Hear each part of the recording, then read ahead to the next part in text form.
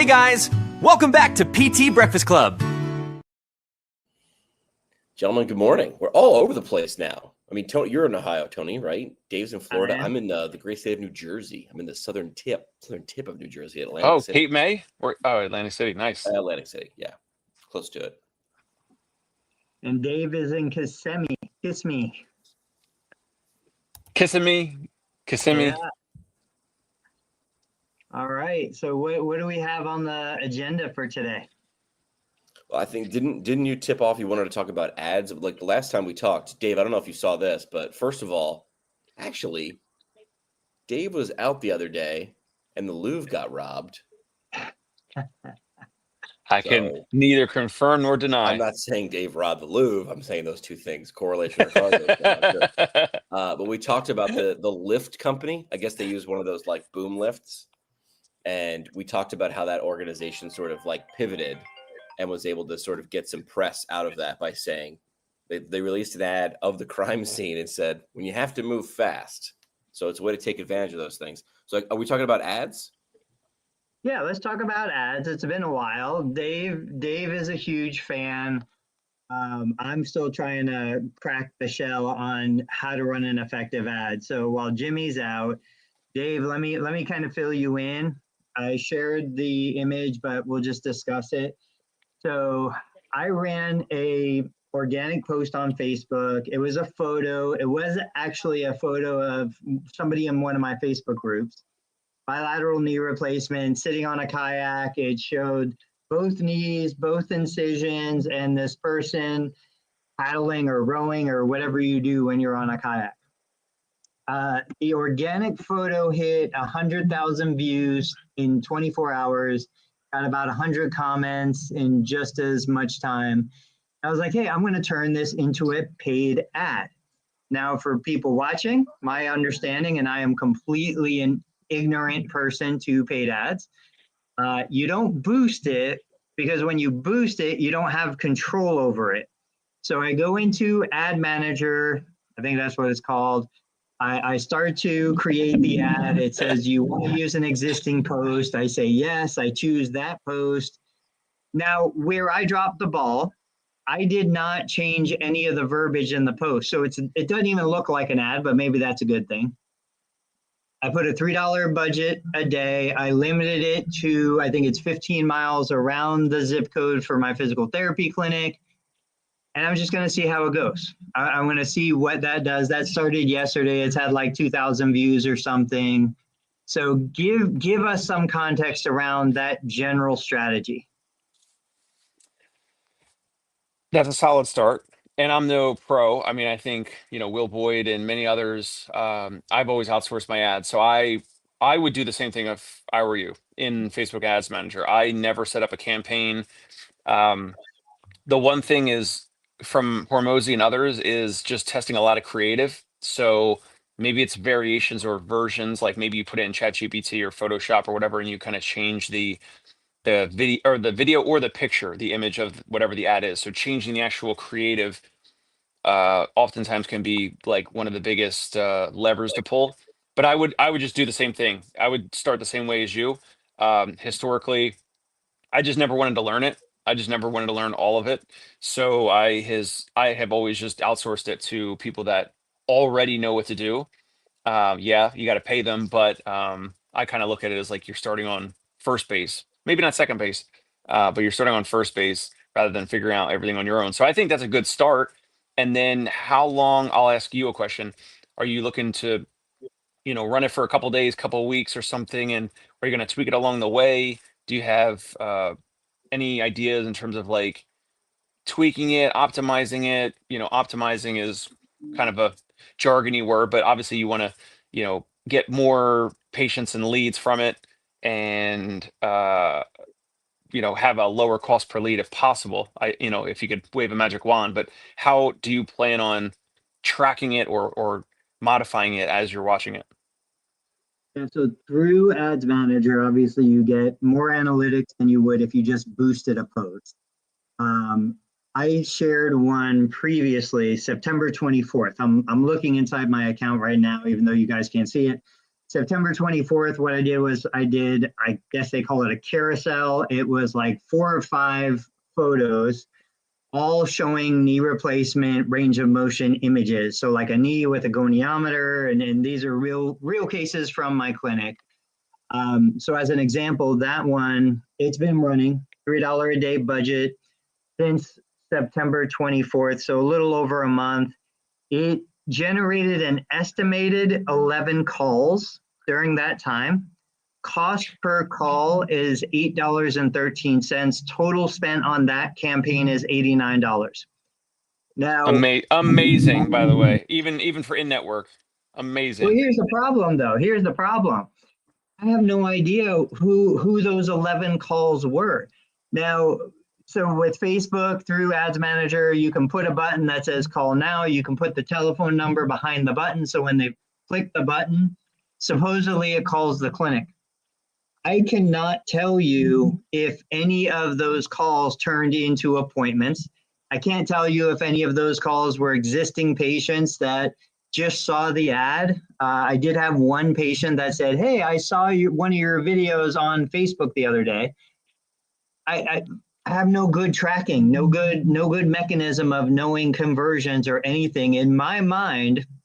And keep in mind, it's my wife and I who are answering the phone. Occasionally, it's my physical therapist assistant. So we know every call that comes in. We do have it set up where if the call goes to voicemail, the voicemail gets emailed to us and text to us. We don't miss a lot of calls. Like immediately we respond either with a returning text message or an actual callback. But I still, from my knowledge, I have no reference on those 11 calls that Facebook is telling me came in. So it seems cool, but I can't really say it turned into dollars in my bank account. To answer your question, though, yeah, the plan would be let it run for a week or two, see what it does, then maybe start to tweak the copy, because I haven't changed what was written in the post. It's still written like an organic post, not an ad.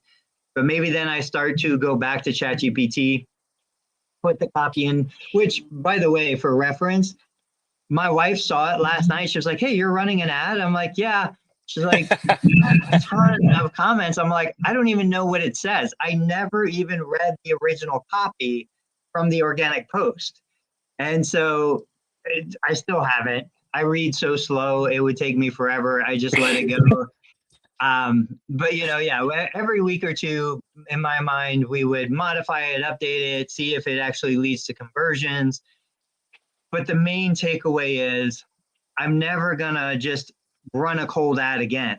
I will take proven posts that are reaching organically, turn them into local ads, limit it by geography to the zip code, put some money behind it, and just let that go. And worst case scenario, I just get more ads on my Facebook account. I'm averaging 3 million views a month right now.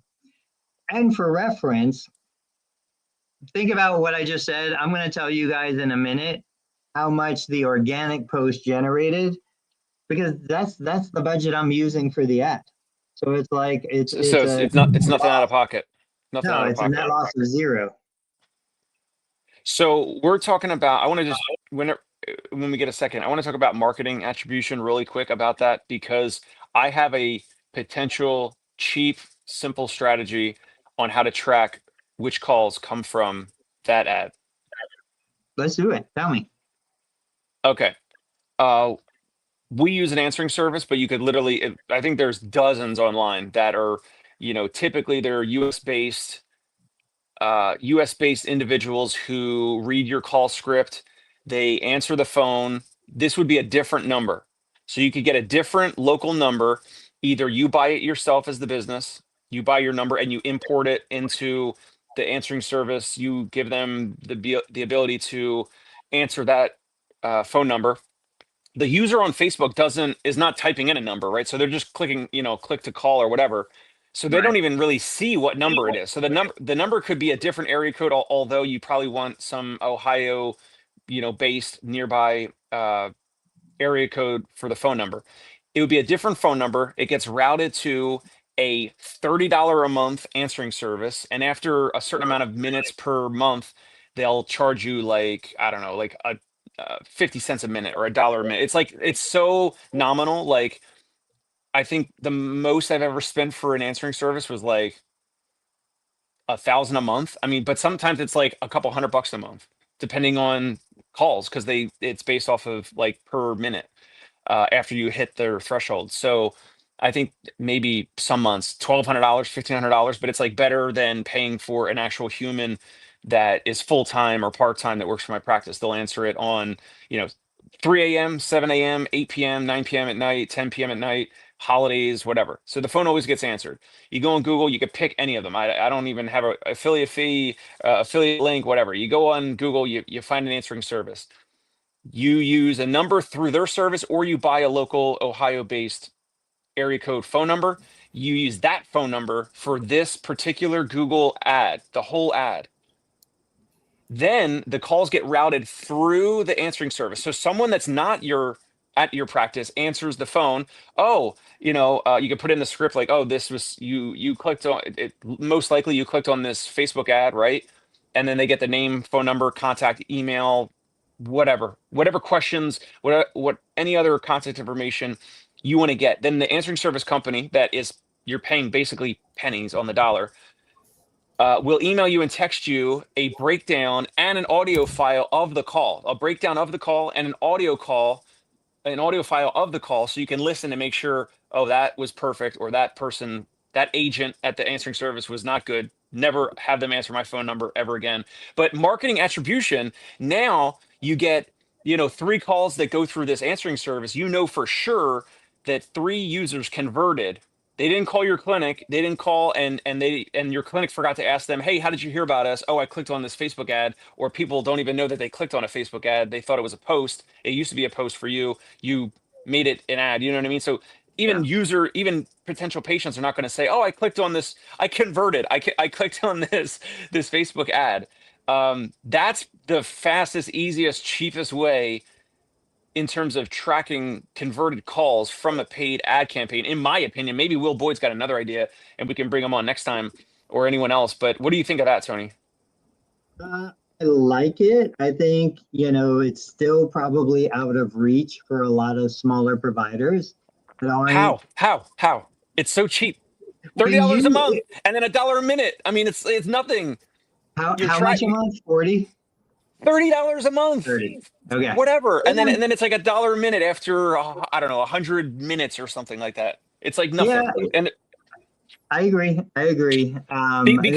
Because then if your ad campaign converts, you're pouring more money in, but you're seeing how many calls convert. And then you track those people in a spreadsheet or something. You track those 3 or 10 or 33 patients that convert on a spreadsheet. And then regardless of in-network insurance or out-of-network or self-pay or whatever, you're tracking how much those people spent, whether it's through in-network reimbursement, how much you're making as a practice. So then you see, I paid Facebook $300, but then I made, I don't know, $2,000 or $10,000 or whatever on the other side. And then you could just continue to reinvest that way. And every time you're using house money. Yeah, I do think go high level in some of those. You can generate new phone numbers, tracking numbers, and do it like that. There's no doubt, like you're right. We need to do that kind of thing. We need to track those kinds of analytics. I don't know. I mean, I talk to therapists every day and they're struggling to even get themselves to pay $10 a month for like an email campaign or something. I think it's more just the fear that you're going to do it and you're going to lose the money doing it. You're going to do it and it's a waste of time. It's the same thing that keeps people away from coming into physical therapy as a patient. I know I'm out of shape. I know I'm overweight. I know I feel like a lazy bum. I get home from work, And that's life. It all takes effort. It all takes effort. I think the mindset is I've already failed 100 times. I don't need to fail 101. I love what Dave's saying, but I just don't have the confidence anymore that it's going to work for me. Jimmy, great. Go get a job at the hospital. Yeah. It also feels like you're duct taping together solutions, which is stupid because like for such a robust platform, Facebook or this ad campaign, there should be an easier way, but I'm not sure that there is. Well, I don't know if you heard it. You might have been on the call. Like it's Facebook tells me you had 11 calls, 11 Right, but people. you want to know which ones. Which ones, and I don't even know, where they spam calls that they get. Like sometimes on the phone on my end, it says like potential spam or likely spam or whatever. We probably get 10 to 15 calls a day that we don't even answer because our caller ID says it's probably spam and I don't want to spend the time to do it. The biggest impact for me now, I don't need a human answering my phone. Like Dave, I think, wants a real human on the other side. The biggest impact for me was switching on, send me a transcription of the voicemail. I don't want to hear a voicemail. I want to read the voicemail and send it to me by text or email, like as soon as they hang up. That is massive. That is huge because I don't want to hear it. And I don't want to call you back and verbally talk to you again. I just want to say, if you're rescheduling, okay, come today at 3. Okay, we'll see you tomorrow at 2. Okay, I got your message, no problem. Catch you on Wednesday. Like, I want that rapid response because I could do that while I'm treating a patient on the clinic floor. I don't have to go and pick up the phone and talk. Yeah, Tony sounds like a 15-year-old kid in 2025. Just like, I don't want phone. Are you calling me? Why didn't you just text me? Like, that doesn't make any sense. Like, this is not for voices. This is not for voices. It's not if you're potentially in network and maybe the average per visit rate is low and the average plan of care is low. However, if you have people that spend $2,000 to $35,000 to $60,000 with you, oh man, baby, the phone is where it's at. The phone call is where it's at. You are right. Okay, I've got another little kind of related topic. I saw a post from somebody. I want to get your feedback, both of you guys. This person, new startup. I think it's a mobile therapist. I want to say it's an OT during neuro in-home visits. They're thinking about spending $500 to go and have a table or a booth at a Chamber of Commerce meeting event. The person at the chamber said, we'll probably have 500 attendees. We're charging $500 for you to have a table, booth, whatever you want to call it. I shared my perspective, and I think it's pretty darn good. I want to hear what you guys think. Is this something somebody should do if they're just getting started, trying to build awareness, trying to connect with people? Yes, absolutely. If you have no reputation, assuming you're just starting, so you probably don't have the risk tolerance or the budget to do the paid ads that we're talking about, then yes, Jimmy said it before, you got to shake hands and kiss babies. You got to get out there, you got to show face, you got to, talk about the local sports, talk about the local pizza shop, the coffee shop. You got to go out there and you got to meet a bunch of people. And for some people, if you're an introvert and that drains your energy, well, that is just life. And so you got to get out there. You got to get out there and you got to meet all these folks. $500 for a table for however, let's say it's 2 to 4 hours, whatever. And there's potentially 500 people there. You could potentially, let's say you could have at least, you should be able to have conversations with at least 25 to 100 people, depending on how, aggressive you are. Collect their business cards. Send them an email. Hey, great to meet you this past weekend. Send a handwritten letter. Hey, if you don't have if you're just starting out, you got to do all the stuff that doesn't scale. Jimmy? Yeah, agreed. But wait, let's go back again. So they're doing in-home neuro PT is what is? I think so. OT, but yeah, I think so. Yeah. I don't think it could hurt, right? Like you want to be around the people that are connected to other people. So this feels like a little bit higher up on the food chain. Originally, I was going to say no. I was like, you're not going to get any patients there. But as Dave pointed out, that's not the point. The point is to figure out who knows who, and who is important. It's who knows you and what do they know about you. If they meet you at a Chamber of Commerce event, people are there for. This is like why certain people. This is why executives join country clubs. This is the country club for the common man. Quick suggestion for this therapist, Tony. They lead off every conversation. They want to get the business card of all the people that they meet. and they get the business card of that local business owner, whatever the business is. And the therapist should ask them, this is what I would do. The therapist should ask them, hey, are you looking for more new business? Are you looking for more new customers? Are you looking for more clients? I mean, most of the time it's yes. Everyone wants more customers and clients. Who wouldn't? And so the therapist will try to ethically send business their way. Oh my, that's another shockingly simple thing to do, which is try to actually go out of your way to waste. I don't want to say waste, but spend some of your time and effort trying to send patients or send people you know in the community to their business. And that also will get your attention. That will get your name registered or re-registered back into their mind. Oh, I met so-and-so. Okay, data points. I met them at the Chamber of Commerce, the event. And now they're sending me, Tom to be, I don't know, a customer or a client or whatever the business is. So you want to collect as many of those data points as possible. Again, you have to do the stuff that scales up front. I think even if you can't send them business, the fact that you're asking them if that's possible and how you might be able to do that is, good enough. And because as soon as like, yeah, absolutely. We're of course we're accepting new business. Thank you so much for thinking of us.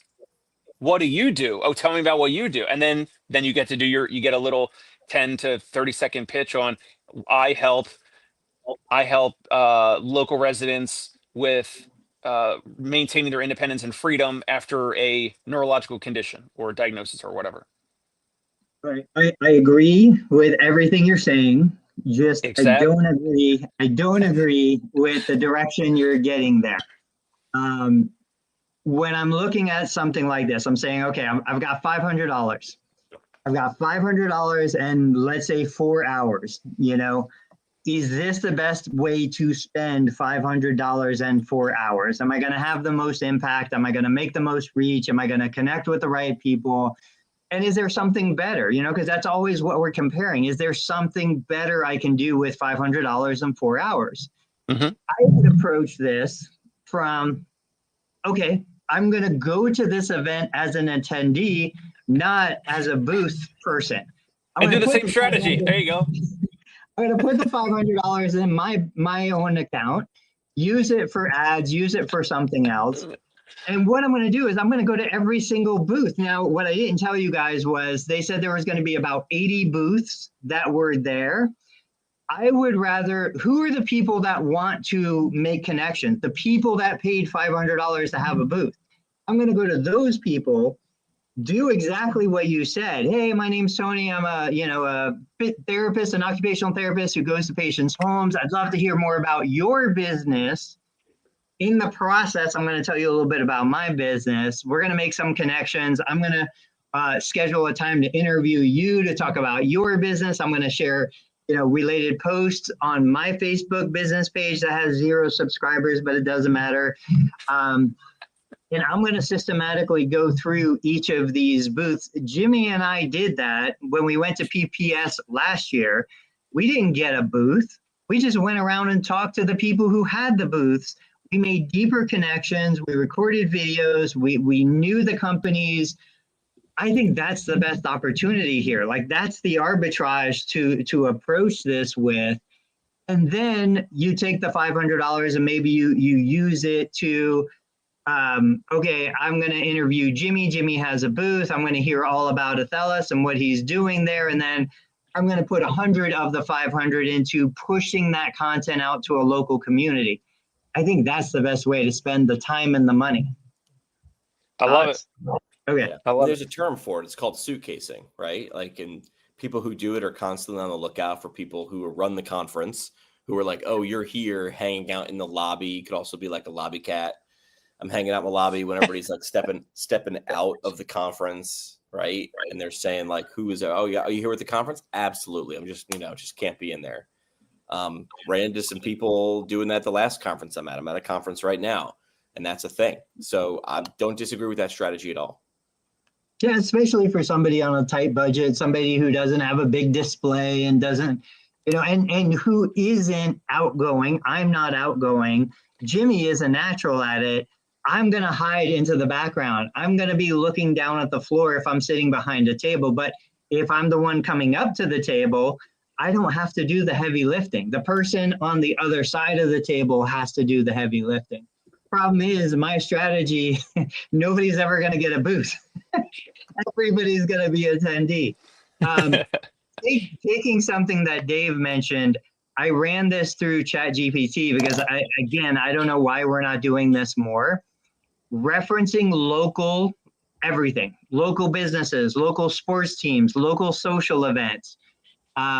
We're all in the business of local. Like, none of us have a national business. We're not looking for national customers. So when I run what Dave said through ChatGPT, and I'm like, hey, how do I leverage local ads, local organic? Basically said, make connections. Like where we are, there's a sandwich shop across the street.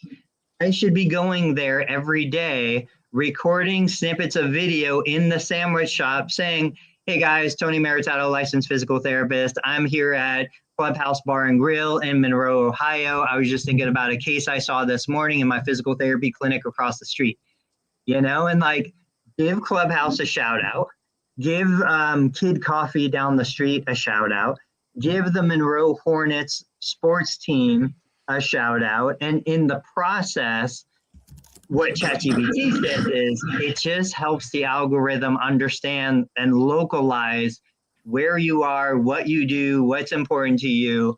So right now it's October 30th. Everybody who's going to do a turkey trot knows they're going to do a turkey trot.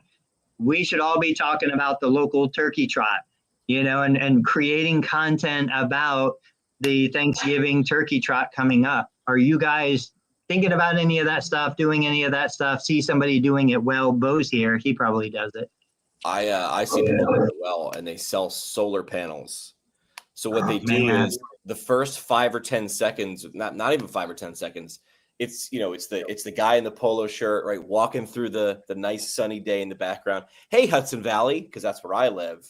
And then it cuts away to, again, the voiceover, the generic voiceover, but with B-roll shots of where I live, the Newburgh Beacon Bridge, or like a nice drone shot of rolling hills for the time of year that it is. And it makes it feel like that thing was designed in that specific area geographically. If you're living in the Hudson Valley, you're missing out on other people in the Hudson Valley have done this. People like me do things like this. So yes, that is the answer. I know Dave talked about even just like the views and going across the street. What have you done? I actually had a little serendipity last week. So I was walking by a small fitness studio, a personal training studio that I had seen for the past couple of years. I never, the trainer was always with a client. I walked by, the trainer's actually standing outside, kind of like on like the, like the fence, like the wall area on his phone. And I walk by and I go, hey, is this your place? And he's like, yeah, I'm Terrell. What's up? I'm a personal trainer here. We get talking. And he's like, oh man, you look good you should do video. I'm like, yeah, I'm trying to do more video and all that. And we pull out Instagram and I'm like, oh yeah, let's connect. We talked for a few minutes about physical therapy and personal training and all that. And he's been in the neighborhood since COVID and he had some adversity with that. And then I pull out my Instagram for him to type his username into my Instagram. And he's like, oh, at Saigon 77. He's like, Charles, this other personal trainer that happens to be like a, French pastry chef also. I'm like, oh yeah, I know Charles, blah, blah, blah. And so now this trainer, Terrell, also, so he's got a couple thousand followers on his hyper local Park Slope personal training Instagram. And then he's got a separate account that's got like 10,000 followers, and it's all like pro sports. It's exactly what you're talking about, Tony, but he's just doing pro sports. It's got 10,000 followers, but I don't know why, because I don't know how that national pro sports thing could actually help his small business. But then I just stopped in for the second time this past week, and he's like, oh, I'm going to convert the basement into like a podcast studio. He's like, you should come on. And he's got no idea. Like, we didn't even talk that I do shows and podcasts and all that. And so I'm curious as to your thoughts for him. If he's doing national, like he does, he talks about the Lakers and MLB right now with the World Series and pro sports and all that.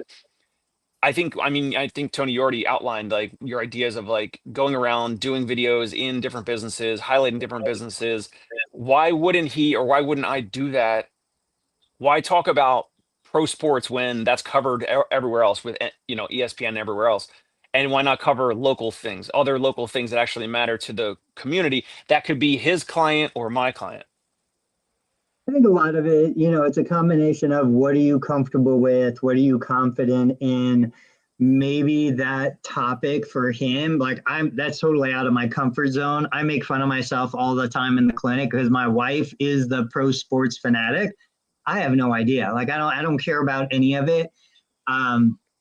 But if that's in his wheelhouse and he can speak confidently and he gets energized with it, even if it doesn't necessarily hit his exact audience, I just think it helps grow his reach. Jimmy, any thoughts on that? Who do you want to compete with? You decide. But if you're really passionate about national sports, do it, right? But understand now you're competing against ESPN. Except even if you talk about local stuff, you're still competing against ESPN or any other big platform for people's attention. Who said it? I'll have to look it up. But some celebrity was essentially saying, this was years ago, they're coming for every second of your attention every single day. And he meant everybody. They're coming for your attention every single day, right? Like you've got Alexa devices that can now display video that are just sitting there, right? And they're just constantly swiping through stories until it hopefully shows you something you want to double click on. We've got these stupid things in our ears that I've got in my ears right now all the time. There's 1,000,001 podcasts. I mean, I was looked at like I was ridiculous 10 years ago for doing a podcast about physical therapy. And now I would love to know the number of shows hosted by physical therapists or for physical therapy. Do you know what I mean? Like a physical therapist hosting a show for patients is one thing. A physical therapist or someone hosting a show for the profession, that's internal. That's like a water cooler talk podcast. It was ridiculous. And I was saying back then, it's just what we did around campfires at scale. It's able to leave the campfire. So I don't know, man. As much as I would say discourage, like, listen, you're never going to beat Stephen A. Smith and ESPN. They've got too much of a stronghold. You don't have to. Because my question would always be, what's your purpose of doing it? If it's to make $1 million, I would say that's probably a bad idea, right? Unless you're willing to triple down and go all in. I follow some ridiculous people. I got 2 guys I follow on Instagram that talk all the time, and all they do is show you how to buy cars better. One guy's like a car broker. The other guy was a car salesman for like 15 years. And I'm not even in the market for a car anymore. I just find their content interesting. Do I listen to it for hours? No. But those 15 or 45 or 62 seconds tend to add up over time in a year. And you can create a business on those things. Let me show you guys. I had teased last Tuesday. I said, hey, this might be a regular segment. It works for me. I want to just run through real quick the 4 main platforms, show you where my accounts are at right now. Just to show you kind of under the hood a little bit. Let me put this up on the screen. We'll start with Facebook business page. Jimmy, if you want to make that bigger, do your magic. This is actually the post real quick that Dave and I were talking about at the top of the episode. So before I ran the paid ad yesterday, it was at 2,000 views. Now it's at 121, but this has, generated $23. So even if I just dump the $23 back into paid ads to increase the reach and try to generate some conversions, it's a pretty simple strategy to take what's working and just double down on it. Don't waste time on what's not working. If we take a look at this account at large, kind of big picture, here we go. So over the last 28 days, 3.1 million views. It's down about 8% from previous, but you can see here on the last couple of days, it had a huge uptick, 145,000 views, 155,000. Each day it's moving up. A big part of that is that photo that I shared, and then another video that's been doing really well. For earnings, just so you guys know, this is a monetized channel. So this channel has generated $560. Again, you just throw that money back into ads. I can throw that money back into the investment for growing the channel.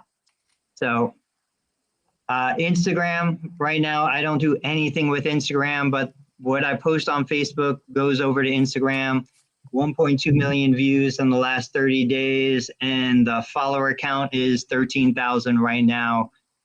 I don't know, for a while I was adding about 1,000 followers a month. I started working on Instagram, like revived the channel. The channel was dead about 12 months ago. TikTok, 6,300 followers. Same thing, same videos. You can see like here, this one I put up a couple of days ago. It's at 10,000 views. I don't have any. What? Oh, shoot. We're still seeing the Facebook data. Okay, here. There we go. Okay, TikTok. No viral videos lately, just normal stuff. And then I'll bring you guys over to YouTube. Big old toilet. 77,000 followers, subscribers, and YouTube's been pretty dead. 800,000 monthly views, $500 a month in revenue. I don't know. My YouTube used to do like 1,000 a month. It's just, on the year, we did 10 million views on the year, about $10,000 in ad revenue. But the last few months have been kind of down. So I just wanted you guys to see, like, this is a side gig. It's not a full-time deal. This is something I would be doing for fun, but it's building assets, building value, extending the reach. And I will say real quick, that is what brings more opportunities than just patient care.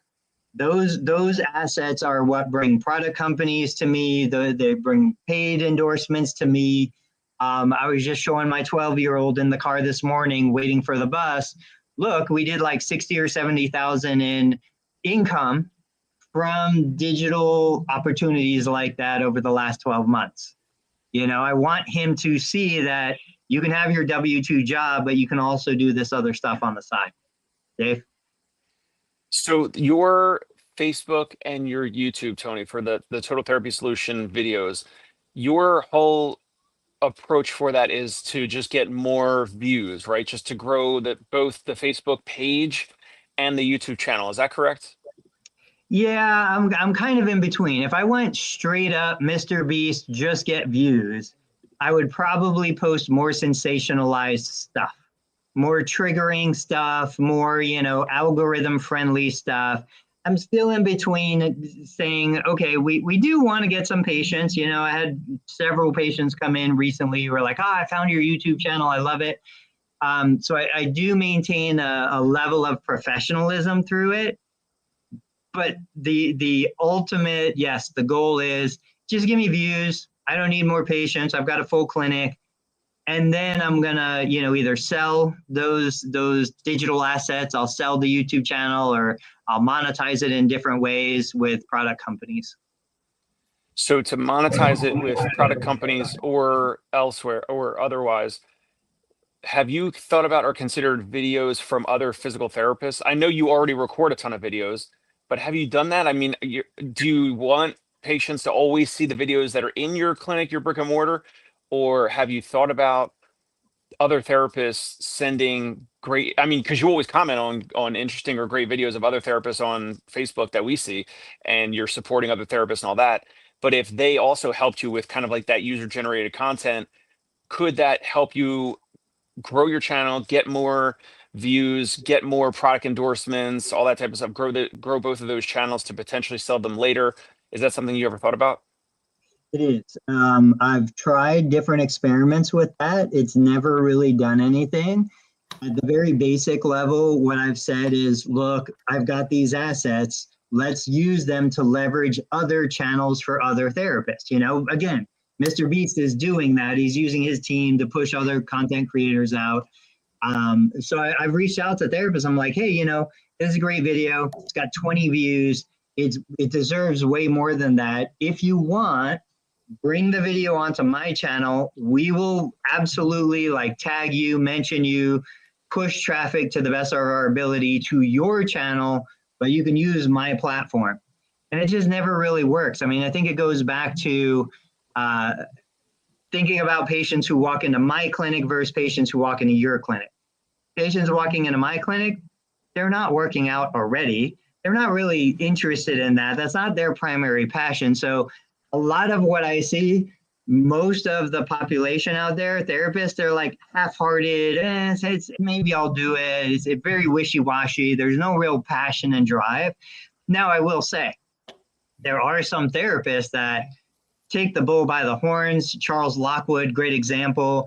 He came to my live event months ago, maybe a year ago, and like he's blown the doors off of creating relationships with content companies, building his own content, marketing products. His videos are 100 times better than mine, you know, and he started like a year ago. It's kind of insulting, hurts my ego, but yeah, I've tried. I've never found a formula that works for me to do that. I haven't done it with non-therapists though. I haven't reached out to fitness influencers and massage therapists and other people. I've always kind of stayed in the realm of PT, OT, SOP.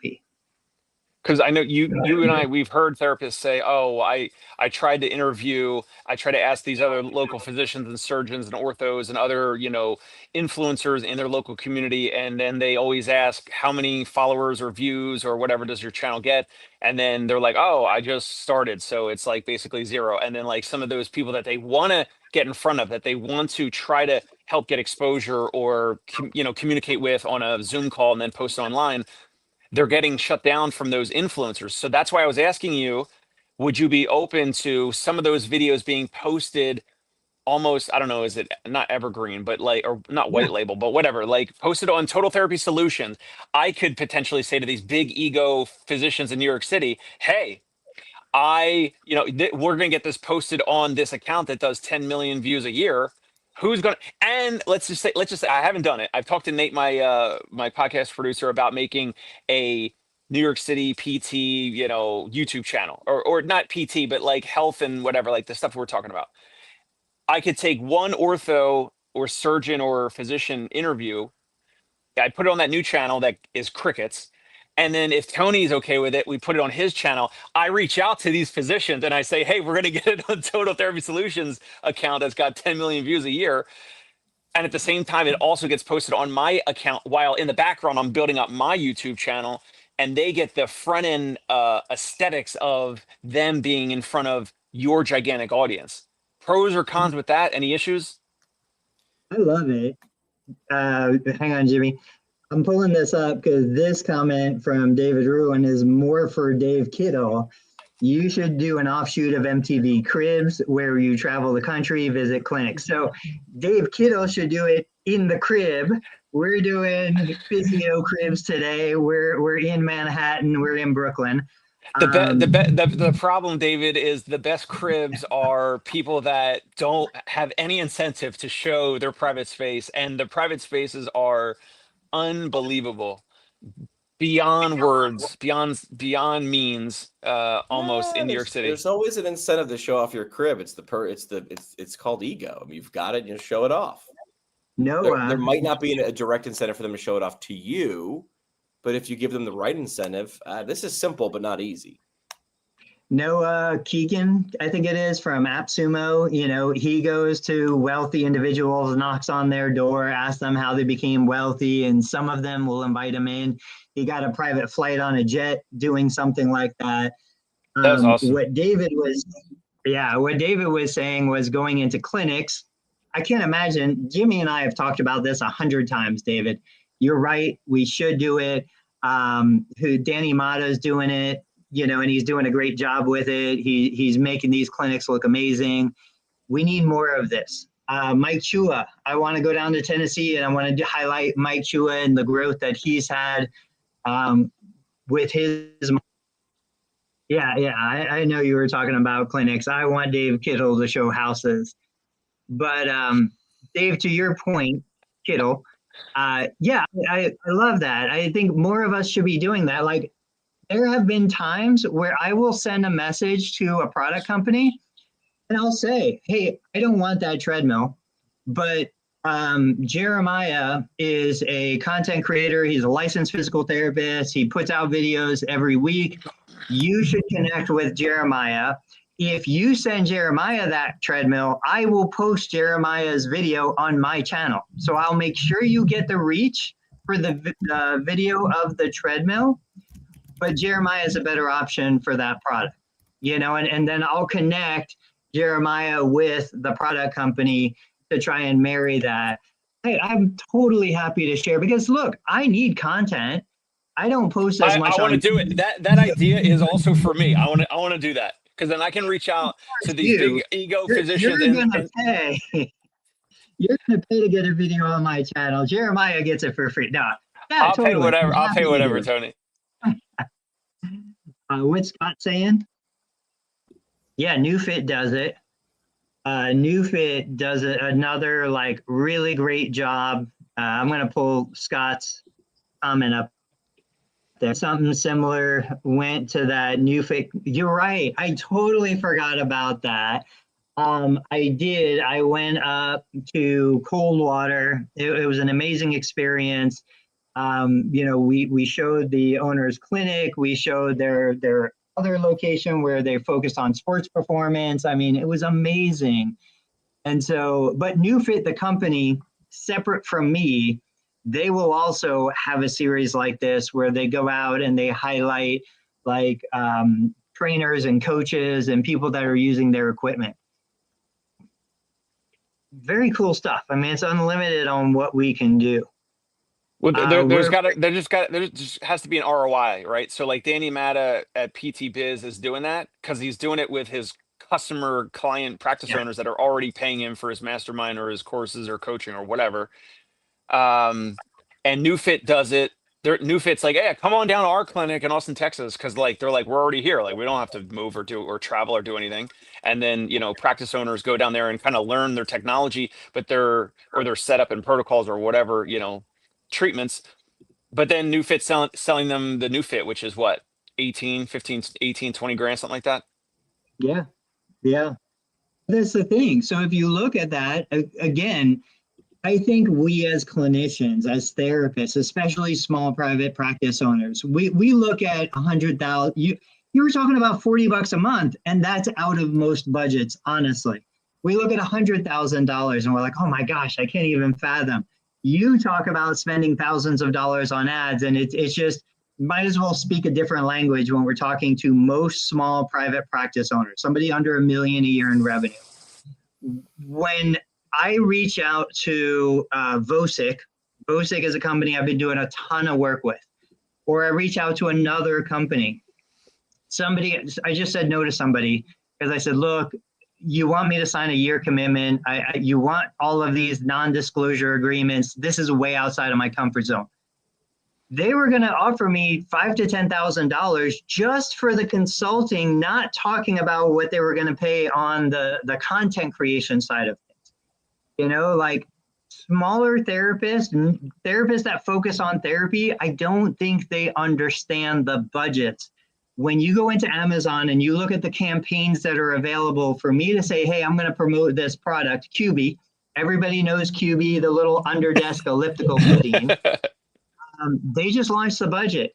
They probably put $500,000 as the available budget for this campaign. They're paying 10 or 15% commissions on every QB that gets sold through my affiliate link. I shared a post yesterday. I think I sold 5 or 6 in the last week or two. These are real dollars. Like it's making an impact on my family's livelihood right now, just doing this kind of stuff. But I think it's too hidden from too many therapists. They don't understand the opportunities. Jimmy, you're silent. Let's go. Yeah, I think if the average person watches the average clinician, there's a lot to choose from, and it could seem overwhelming. I've said this before. The goal would be to pick 1 or 2 things that you like doing and can do consistently that would also bring results. If you're a content creator, and actually I would venture anybody with one of these things is one of those things, whether you like to be or not, whether you're doing it at scale or not, you are. But figure out what type you like doing. In fact, I would say there's less content. There's a smaller portion of the population who aren't you have to actually go out of your way to not be a content creator, because if you're sharing something, you are. So decide what you like to do and figure out what you can do at scale and who do you want to do it for.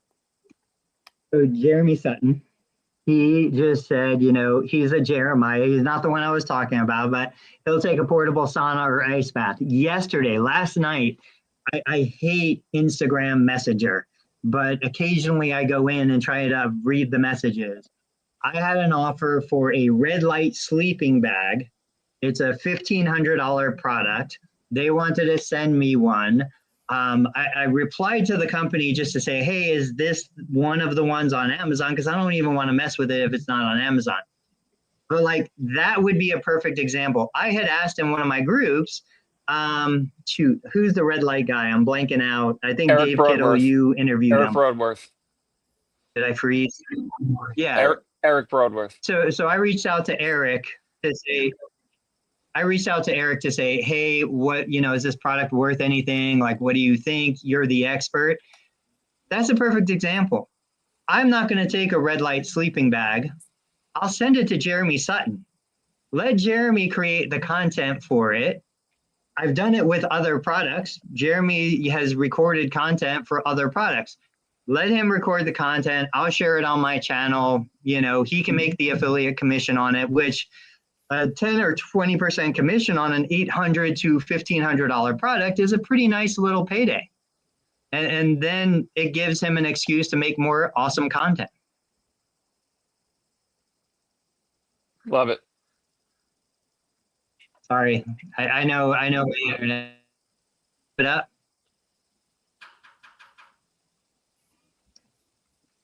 Tony's paused. Jimmy, what do you got? We got about 9 minutes, so not enough time to get into something big enough. You want to guys want to do parting shots and bail? Yep, let's do it. All right, Dave, what are you focused on? Dave Kittle, go ahead. Just continued video. I mean, I have a bunch of stuff like Tony. I'm starting to accumulate a digital folders worth of videos that I need to start putting out there. And I'm not as good as Tony of putting them out or Jimmy, just putting them out and like not even worrying about like the captions or any hashtags or whatever, and just like posting the stuff. But I'm at the point of like, I just like to outsource this type of stuff. I just don't like to even deal with it. So like I'll record the video and maybe drop it in a Google folder and then have some other, agency have some agreed upon schedule of when this stuff's going to go out. But regardless, it all goes back to video, getting out more video about what you do to get in front of all different types of consumers and decision makers, potential patients, clients, all that. Literally, there's no downside. So just video, video, video. Yeah, I can't agree. Double down. Video and AI. If you're not doing video and AI right now, together or separate, you are not prepared for 12 months from now, 5 years from now, or beyond. You have to build those skills now. Yeah. It wasn't just because I said it. I was saying it because smarter people than me were saying it. Media companies used to have IT departments, and now IT companies have media divisions, and furniture companies have media divisions, or you're third partying this to a media company. Like, this is now the floor. Like, creating content was really cute and neat, and that's interesting a couple of years ago, but it's not anymore. Like, if you're not doing it, this is how people decide if you exist. If you ask someone who isn't creating content, I swear to God, man, that whole phrase, like it makes me nauseous. I'm a content creator. Like, I don't know, man. I was creating content since 1997. But if you're not creating it, this is how people understand, do you even exist anymore? If they don't see or hear from you in 6 months, people are probably looking at each other like, are they still in business? I haven't heard from them in a while. That is how you remain top of mind. I'm very sorry if you don't like it. That's okay. But this is how the world is paying attention. This is how people exist. You're either doing it. This goes back to my first day when I took public relations in undergrad. You're either doing public relations well, or you are doing it poorly. You are never not doing it. So you are either creating content or you are doing it poorly. You're not creating. I just decided not to create content. There are some people that will push back saying this, this is an always or never situation. For the most part, in the center of the bell curve, you're either making noise or you're quiet. And if you're quiet, you're dead. All right, guys, we're done. Dave, enjoy the swamp. Enjoy Kissimmee. I'm sure Thank you. it's beautiful down there. Hopefully you get an airboat ride in or something. Guys, come back next week, Tuesday, Thursday, 8:30 a.m. Eastern. We will see you guys then.